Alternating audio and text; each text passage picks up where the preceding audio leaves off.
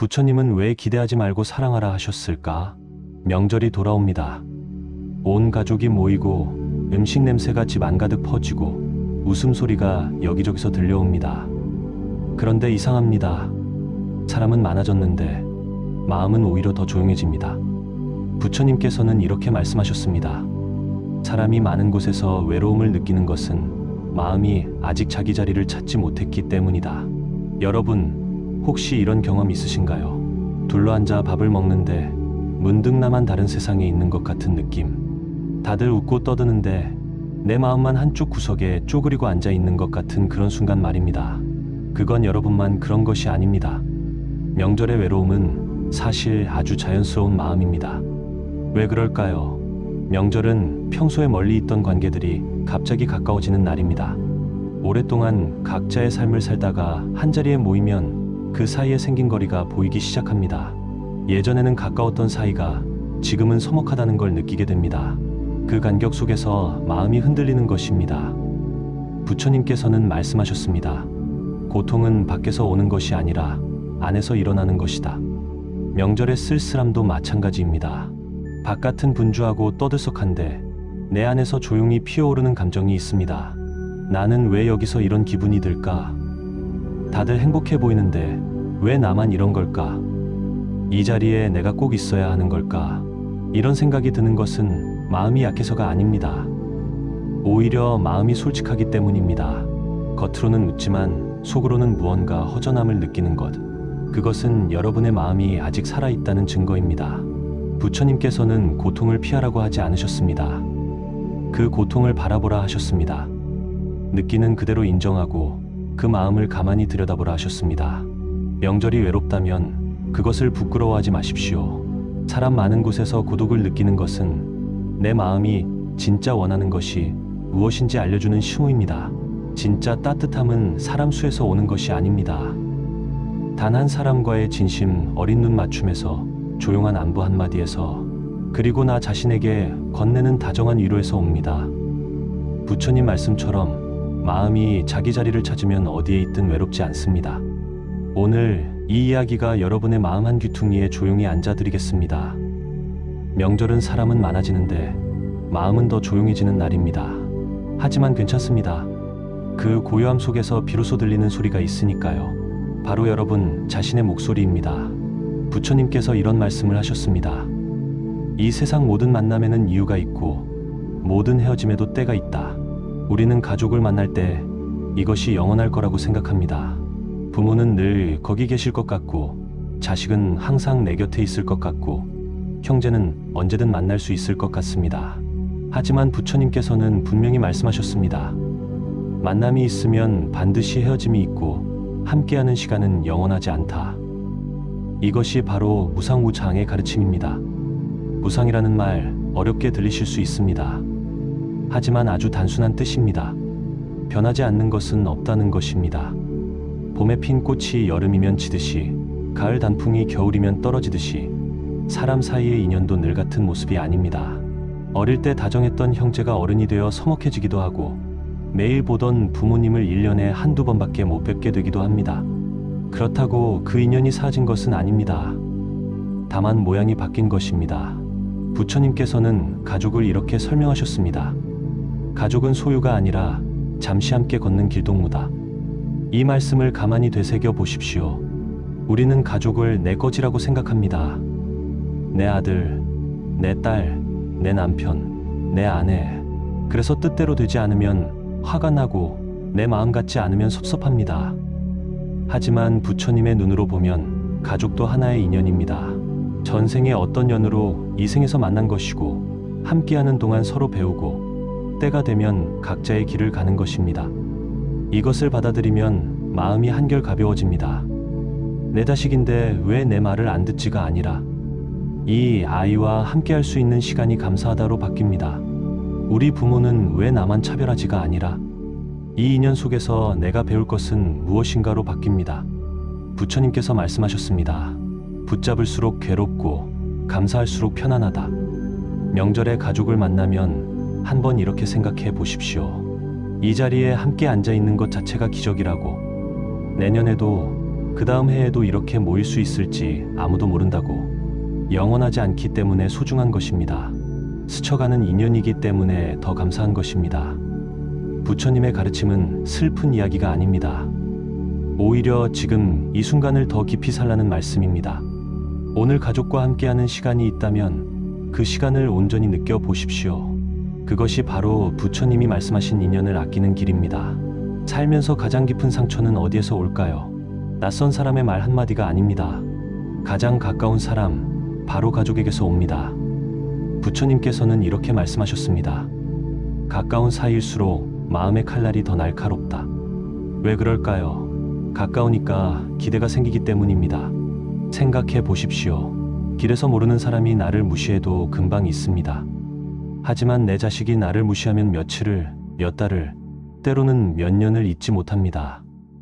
같은 말인데, 같은 행동인데 가족이 하면 더 아픕니다. 그 이유는 단 하나입니다. 기대가 있기 때문입니다. 내 자식이니까 당연히 나를 챙겨야지.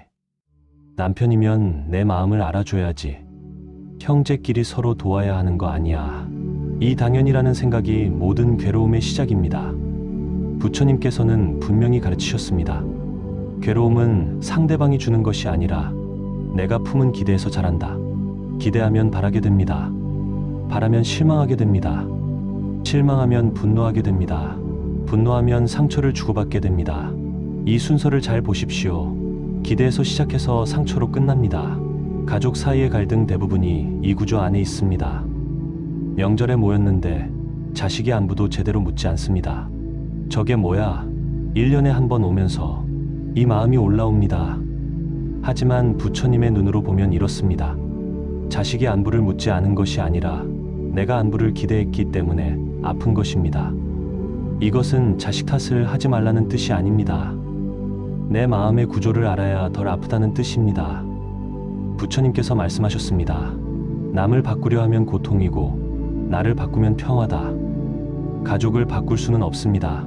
자식의 성격을 바꿀 수 없고 부모의 습관을 바꿀 수 없고 형제의 생각을 바꿀 수 없습니다. 하지만 내 마음은 바꿀 수 있습니다. 기대를 조금만 내려놓아 보십시오. 당연히 해줘야 하는 것을 해주면 감사한 것으로 바꿔보십시오. 그 순간 마음이 놀라울 만큼 가벼워집니다. 우리를 아프게 하는 건 가족이 아닙니다. 기대입니다. 부처님께서는 사랑하지 말라고 하신 것이 아닙니다. 기대 없이 사랑하라고 하신 것입니다. 그것이 진짜 사랑이고 그것이 자비입니다. 명절이 되면 유독 마음이 무거워지는 이유가 있습니다. 바로 비교입니다. 형제끼리 모이면 자연스럽게 비교가 시작됩니다. 누구는 큰 차를 몰고 왔고 누구는 좋은 옷을 입고 왔고 누구네 자식은 좋은 대학에 갔다고 합니다.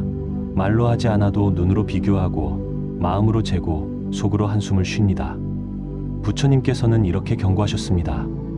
남과 비교하는 순간 내가 가진 복이 보이지 않게 된다. 이 말씀을 깊이 새겨보십시오. 비교는 내가 가진 것을 없는 것처럼 만드는 마음의 도둑입니다. 여러분의 삶을 한번 돌아보십시오. 건강한 몸이 있고 오늘 아침 밥을 먹었고 잠잘 곳이 있고 숨을 쉬고 있습니다. 이것만으로도 이미 큰 복입니다. 하지만 옆 사람과 비교하는 순간 이 모든 것이 사라집니다. 나는 왜 이것밖에 안 되지? 저 사람은 되는데 나는 왜 안 되지? 이런 생각이 마음을 갉아먹기 시작합니다. 부처님께서 말씀하셨습니다. 100가지를 가진 사람도 한 가지가 없으면 괴로워하고 한 가지를 가진 사람도 그것에 감사하면 편안하다. 명절 자리에서 누군가 잘 되었다는 이야기를 들으면 마음이 쓰린 것은 당연합니다. 사람이니까요. 하지만 그 마음을 알아차리는 것이 중요합니다. 아, 지금 내가 비교하고 있구나. 이 비교가 나를 아프게 하고 있구나. 이렇게 알아차리는 것만으로도 마음의 절반은 놓을 수 있습니다. 부처님께서는 이것을 알아차림이라 하셨습니다. 괴로운 마음이 올라올 때 그것을 판단하지 말고 그냥 바라보라 하셨습니다. 비교는 끝이 없습니다.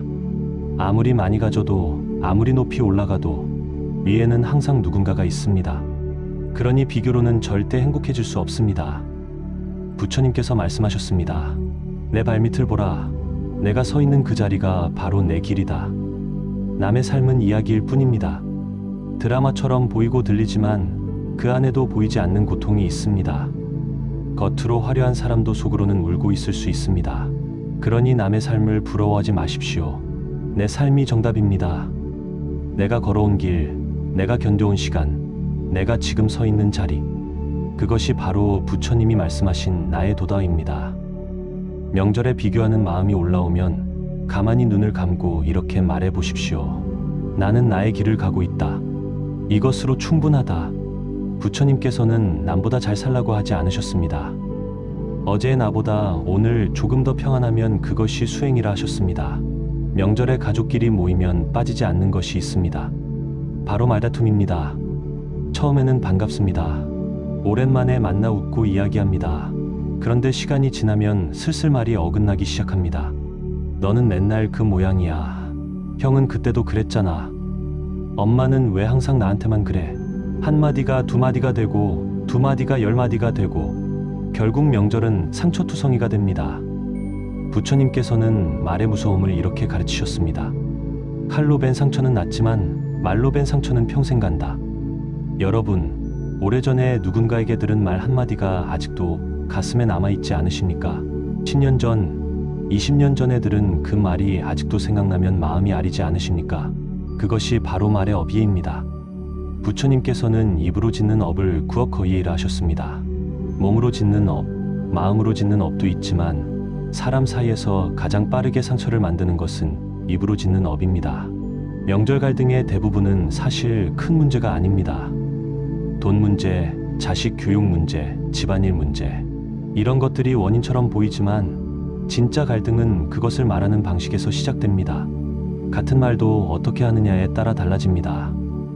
내가 뭘 안다고 한마디가 10년 정을 무너뜨립니다. 고생했다 한마디가 그 10년을 다시 세웁니다. 부처님께서 말씀하셨습니다. 한마디 말이 사람을 살리기도 하고 한마디 말이 사람을 죽이기도 한다. 그래서 부처님께서는 말에 대해 4가지를 가르치셨습니다. 첫째, 거짓된 말을 하지 말라. 둘째, 이간질하는 말을 하지 말라. 셋째, 거친 말을 하지 말라. 넷째, 쓸데없는 말을 하지 말라. 이 4가지만 지켜도 명절 갈등의 절반은 사라집니다. 그리고 부처님께서는 한 가지를 더 가르치셨습니다. 바로 침묵의 지혜입니다. 말하지 않아도 되는 것은 말하지 않는 것이 답이다. 명절에 누군가 거슬리는 말을 할 때 바로 받아치고 싶은 마음이 올라옵니다. 하지만 그 순간 한 번만 참아 보십시오. 숨을 한 번 깊이 들이쉬고 그냥 미소만 지어 보십시오. 그 참은 한마디가 여러분의 복을 만듭니다. 내뱉은 말은 주워 담을 수 없지만 참은 말은 마음의 공덕이 됩니다. 부처님께서 말씀하셨습니다. 입을 다스리는 자가 마음을 다스리고 마음을 다스리는 자가 삶을 다스린다. 이번 명절에는 한 가지만 실천해 보십시오. 말하기 전에 3초만 생각하는 것입니다. 이 말이 꼭 필요한가? 이 말이 상대를 아프게 하지는 않는가? 이 말 대신 침묵이 더 나은 것은 아닌가? 참은 한마디가 복 10개를 만듭니다. 그것이 부처님께서 가르치신 말의 수행입니다. 명절이면 텔레비전에서는 온 가족이 둘러앉아 웃는 모습이 나옵니다. 거리에는 선물 봉투를 든 사람들이 바쁘게 오갑니다. 온 세상이 누군가와 함께하는 것처럼 보입니다. 그런데 여러분 중에는 오늘 혼자인 분이 계실 것입니다. 자식들은 멀리 살고 배우자는 먼저 떠났고 형제와는 연락이 끊긴 지 오래입니다.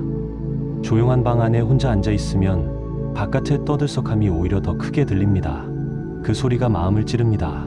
하지만 부처님께서는 이렇게 말씀하셨습니다. 혼자 있음을 두려워하지 말라.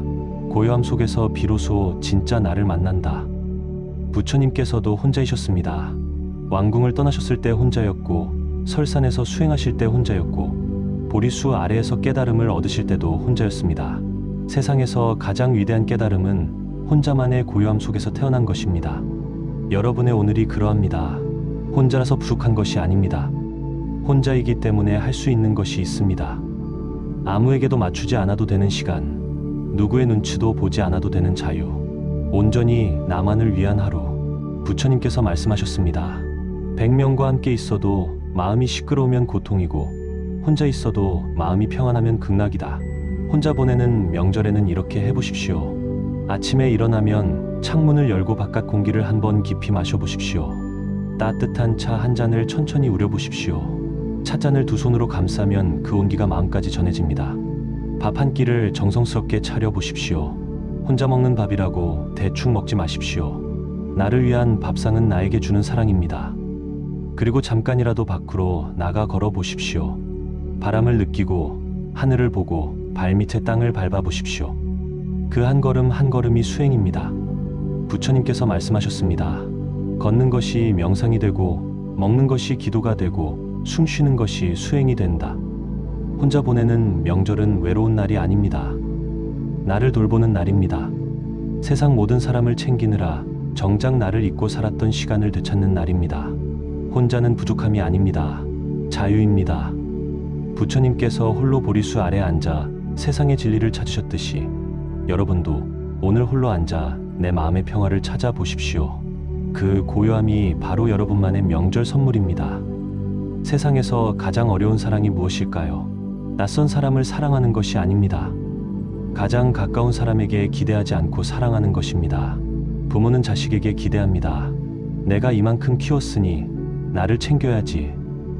내가 이만큼 희생했으니 효도해야지. 늙으면 내 곁에 있어줘야지. 자식도 부모에게 기대합니다. 부모면 당연히 나를 이해해줘야지. 왜 형만 편애하고 나는 차별하지? 내 선택을 존중해줘야 하는 거 아니야. 이 기대들이 쌓이고 쌓이면 사랑은 짐이 됩니다. 주고받는 것을 계산하기 시작하면 가족 사이에도 장부가 생깁니다. 나는 이만큼 했는데 너는 왜 이것밖에 안 해? 이 장부가 두꺼워질수록 마음은 무거워집니다. 부처님께서는 이렇게 말씀하셨습니다. 진정한 사랑은 주고도 있는 것이고 받고도 기억하는 것이다. 이 말씀이 바로 자비의 핵심입니다. 부처님께서는 모든 중생을 사랑하셨지만 그 사랑에 조건을 달지 않으셨습니다. 내가 가르침을 주었으니 나를 따르라고 하지 않으셨습니다. 내가 너를 구해주었으니 은혜를 갚으라고 하지 않으셨습니다. 그냥 주셨습니다. 아무 조건 없이 아무 바람 없이 주셨습니다. 그것이 바로 무조건적 자비입니다. 가족 사이의 사랑도 이러해야 합니다. 자식에게 해준 것을 기억하지 마십시오. 해준 것을 세기 시작하면 서운함이 시작됩니다. 그냥 주었으니까 된 것입니다. 밥을 해준 것, 학비를 댄 것, 밤새 간호한 것. 그것은 사랑이었지 거래가 아니었습니다. 부모에게 받지 못한 것을 원망하지 마십시오. 부모도 완벽하지 않은 한 사람의 인간이었습니다. 그들도 자신의 상처를 안고 살아온 사람이었습니다. 줄 수 있는 만큼 주었고 그것이 그들의 최선이었습니다. 부처님께서 말씀하셨습니다. 효도는 의무가 아니라 자비의 실천이고 사랑은 거래가 아니라 마음의 흐름이다. 기대를 내려놓으면 신기한 일이 벌어집니다. 자식이 안부 전화 한 통을 하면 그것만으로도 감사해집니다. 부모가 건강하게 살아 계시는 것만으로도 감사해집니다. 당연한 것은 하나도 없었다는 걸 알게 됩니다. 기대가 사라질 때 비로소 사랑이 시작됩니다. 부처님의 자비처럼 조건 없이 계산 없이 그냥 사랑하는 것. 그것이 가족 사이에서 할 수 있는 가장 높은 수행입니다. 이번 명절에는 가족에게 아무것도 바라지 말아 보십시오. 대신 내가 먼저 따뜻한 말 한마디를 건네보십시오. 그 한마디가 돌아오지 않아도 괜찮습니다. 내가 건넨 그 마음 자체가 이미 복입니다. 부처님께서 이런 말씀을 하셨습니다. 행복은 먼 곳에 있지 않다. 지금 내가 가진 것을 알아차리는 순간 행복은 이미 와 있다. 우리는 늘 없는 것을 찾습니다. 돈이 더 있으면 좋겠고 건강이 더 좋았으면 하고 자식이 더 잘 됐으면 하고 집이 더 넓었으면 합니다. 없는 것을 세다 보면 하루가 다 갑니다. 그리고 그 하루는 늘 불행합니다. 하지만 부처님께서는 반대로 하라고 하셨습니다. 없는 것을 세지 말고 있는 것을 세라고 하셨습니다. 한번 해보십시오. 오늘 아침 눈을 떴습니다. 이것만으로 감사한 일입니다. 세상에는 어젯밤 잠든 채 눈을 뜨지 못한 분들이 있습니다. 숨을 쉬고 있습니다. 코로 들어오는 공기, 가슴이 오르내리는 그 움직임. 너무 당연해서 느끼지 못하지만 이것이야말로 가장 큰 선물입니다. 밥 한 끼를 먹었습니다. 따뜻한 밥, 뜨거운 국, 작은 반찬 하나. 이 한 끼가 차려지기까지 얼마나 많은 손길과 정성이 담겼는지 모릅니다. 쌀을 심은 농부, 나무를 키운 땅, 물을 내려준 하늘. 한 끼 밥 안에 온 세상의 인연이 들어 있습니다. 부처님께서 말씀하셨습니다. 한 그릇의 밥에 천지의 은혜가 담겨 있으니 감사한 마음으로 먹으라. 따뜻한 방이 있습니다. 추운 겨울에 몸을 누일 곳이 있다는 것, 비바람을 피할 지붕이 있다는 것, 이것도 큰 복입니다. 그리고 지금 이 이야기를 듣고 계십니다. 귀가 들리고 마음이 느끼고 생각이 움직이고 있습니다. 이 모든 것이 살아있기에 가능한 일입니다. 부처님께서는 감사를 이렇게 가르치셨습니다. 감사는 기술이 아니라 눈이다. 감사의 눈을 뜨면 세상 모든 것이 은혜로 보인다. 감사는 거창한 것이 아닙니다. 특별한 일이 있어야 감사한 것이 아닙니다. 아침에 눈을 뜨면 오늘도 하루를 주셨구나 하고 감사하십시오. 물 한 잔을 마시면 목을 축일 수 있구나 하고 감사하십시오. 누군가와 눈이 마주치면 이 인연이 있구나 하고 감사하십시오. 이렇게 하루의 작은 감사 3가지만 찾아보십시오. 처음에는 어색할 수 있습니다. 하지만 하루, 이틀, 사흘이 지나면 눈이 달라집니다. 없는 것이 아니라 있는 것이 보이기 시작합니다. 부처님께서 말씀하셨습니다. 족한 줄 아는 자는 가난해도 부자이고 족한 줄 모르는 자는 부자라도 가난하다. 이것이 지족주주의 가르침입니다. 충분함을 아는 것, 이미 충분한 삶을 살고 있다는 것을 깨닫는 것. 여러분은 이미 충분합니다. 지금 이 순간, 이 자리에서 이 삶 그대로 충분합니다. 부처님께서도 그렇게 말씀하셨습니다. 부처님의 가르침은 머리로만 아는 것이 아닙니다. 몸으로 실천할 때 비로소 살아있는 가르침이 됩니다. 부처님께서 말씀하셨습니다. 1000마디 말보다 한 걸음의 실천이 낫고 100권의 경전보다 하루의 수행이 낫다. 오늘 여러분께 명절에 바로 해볼 수 있는 마음 수행 3가지를 알려드리겠습니다. 어렵지 않습니다. 누구나 할 수 있고 지금 당장 시작할 수 있습니다. 첫 번째 수행, 하루 10분 걷기 명상입니다.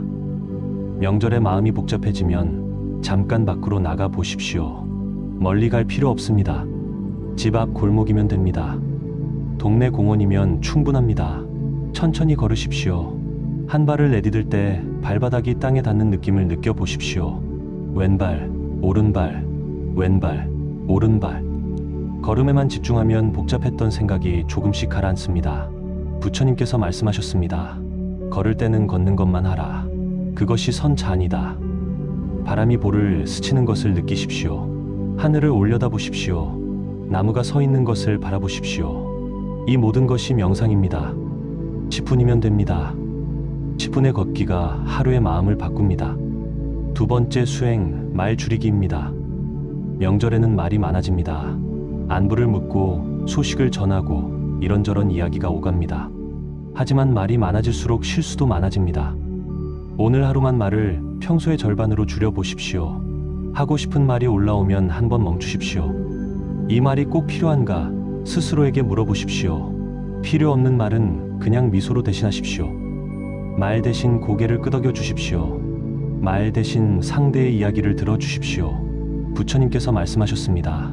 말을 줄이면 마음이 맑아지고 마음이 맑아지면 지혜가 생긴다. 듣는 것도 수행입니다. 상대의 말을 끊지 않고 끝까지 듣는 것. 그 사람의 마음을 있는 그대로 받아들이는 것. 이것이 바로 부처님께서 가르치신 경청의 자비입니다. 세 번째 수행, 고맙다 한마디 더하기입니다. 이것이 가장 쉬우면서도 가장 강력한 수행입니다. 명절에 밥을 차려준 사람에게 고맙다 한마디 해보십시오. 설거지를 해준 사람에게 수고했다 한마디 해보십시오. 오랜만에 만난 가족에게 와줘서 고맙다 한마디 해보십시오. 혼자 명절을 보내는 분이라면 나 자신에게 해보십시오. 오늘 하루도 잘 버텼다. 고맙다. 나.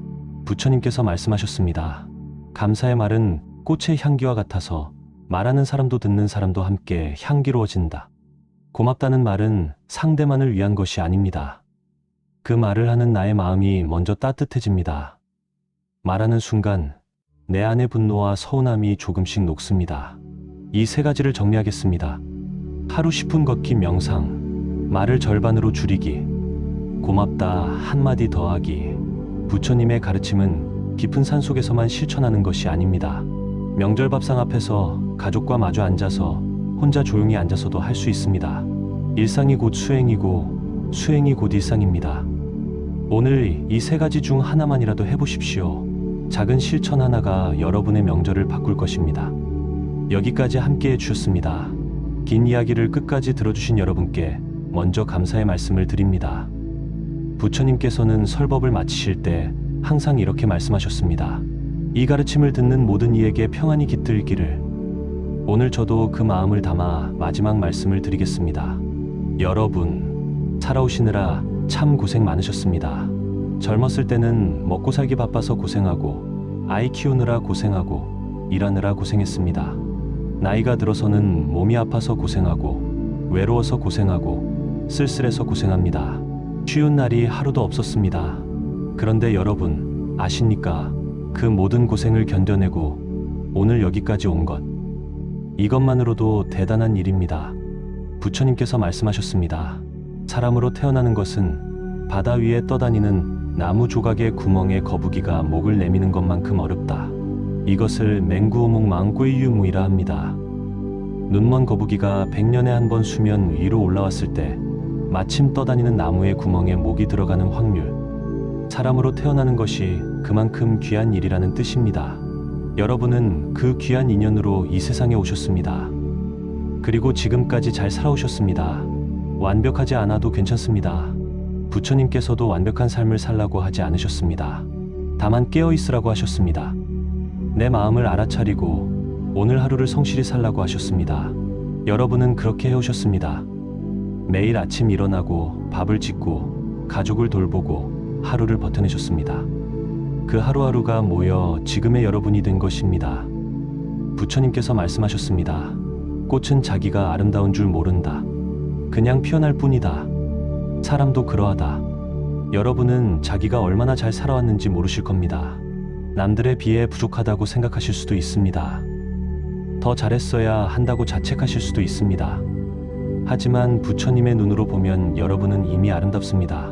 꽃이 그냥 피어나듯이 여러분도 그렇게 살아오신 것입니다. 그것만으로 충분합니다. 명절이 힘드셨나요? 가족 때문에 마음이 아프셨나요? 혼자라서 쓸쓸하셨나요? 비교 때문에 주눅이 드셨나요? 괜찮습니다. 그 모든 감정은 지나갑니다. 부처님께서 말씀하셨습니다. 이것도 지나가리라. 기쁨도 지나가고, 슬픔도 지나가고, 분노도 지나가고, 외로움도 지나갑니다. 변하지 않는 것은 없습니다. 지금 이 힘든 마음도 반드시 지나갑니다. 그러니 오늘 밤 잠자리에 누우실 때 이렇게 말해 보십시오. 오늘 하루도 잘 살았다. 나는 이미 충분하다. 내일도 괜찮을 것이다. 부처님께서 여러분의 마음 위에 연꽃 한 송이를 올려놓으십니다. 그 연꽃이 여러분의 밤을 지켜줄 것입니다. 당신은 이미 잘 살고 있습니다. 당신은 이미 충분합니다. 당신의 삶 자체가 이미 하나의 수행입니다. 부처님의 자비가 여러분과 늘 함께 하시길 기원합니다. 명절이 힘들었다면 오늘 이 마음 공부가 당신의 쉼터가 되길 바랍니다. 나무 아미타불.